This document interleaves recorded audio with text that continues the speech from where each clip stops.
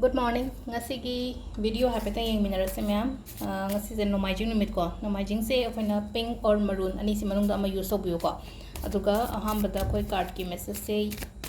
yang minarase aduga timing gai haidara ko.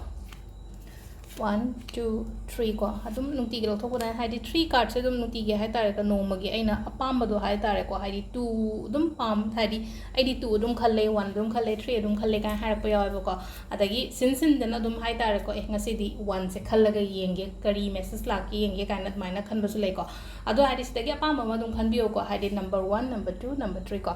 ado sida kari haidi ngasi gi ona haitare ko hadi songi oina kari message lake do have ma'am yung minarase ko number 1 ko 2 3 ko koi first temperance card lai ko hadi temperance card se yamna balance to roga chakka ba hai tare ko ngasi gi oina hai tare ko hadi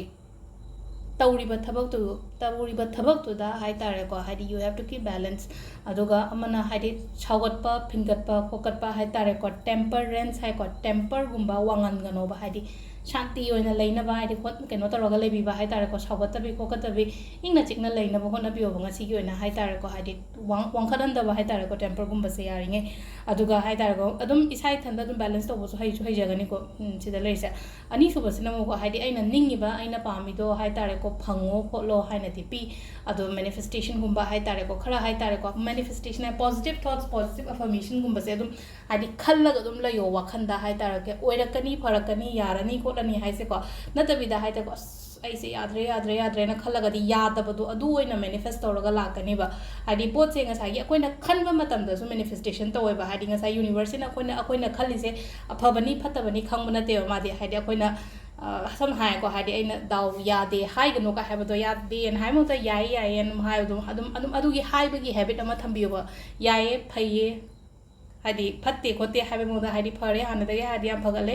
naba makta har se naba su phare adagi ai family ki issue se har se su phare ko le hai tare ko adum bada hadi phaiye khole habe ko hadi hoji phatra mak su hadi ko adu hadi poche phai hena adum wakhan se da khan ba hai tare ko